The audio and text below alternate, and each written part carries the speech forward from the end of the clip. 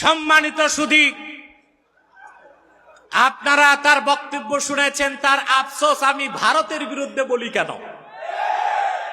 তাহলে বোঝা যায় তুমি ভারতের দালাল।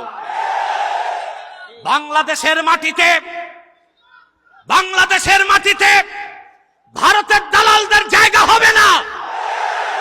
হিন্দুস্তানের উগ্রবাদী হিন্দুরা গুজরাটে হাজারো মুসলমানকে হত্যা করেছে, কাশ্মীরে লক্ষ লক্ষ মুসলমানকে হত্যা করেছে, বাবরি মসজিদকে শহীদ করেছে, সীমান্তে আমার নিরীহ বাঙালিকে পাখির মতো গুলি করে হত্যা করে আমার বাংলাদেশের স্বাধীনতায় হাত দিতে চায়।